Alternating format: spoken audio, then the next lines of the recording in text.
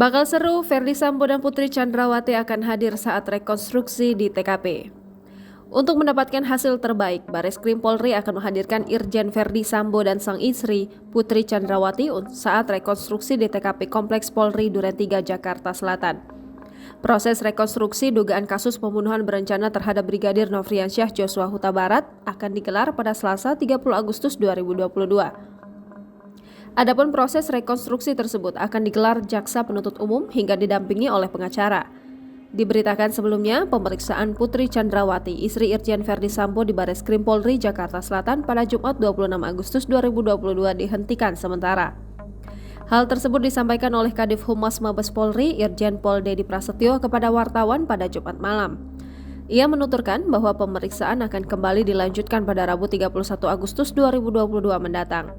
Nantinya, hasil pemeriksaan diumumkan langsung oleh Direktur Tindak Pidana Umum Brigjen Pol Andi Rian Jayadi. Diketahui sebelum berstatus tersangka, Putri Chandrawati sudah pernah diperiksa sebanyak 3 kali. Meski telah berstatus sebagai tersangka, Putri Chandrawati belum ditahan karena alasan sakit. Putri Chandrawati meminta toleransi waktu 7 hari untuk masa pemulihan. Jika merujuk pengumuman tersangka, Putri Chandrawati ditetapkan sebagai tersangka pada Jumat 19 Agustus 2022. Dihitung 7 hari untuk pemulihan, maka seharusnya Putri Chandrawati sudah selesai masa penyembuhan pada Jumat 26 Agustus 2022.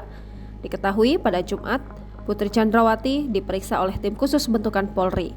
Putri Chandrawati akan memberikan keterangan sebagai tersangka dalam kasus kematian Brigadir J di Bareskrim Polri Jakarta sekitar pukul 10.00 waktu Indonesia Barat. Jangan lupa subscribe, share, komen, dan like ya!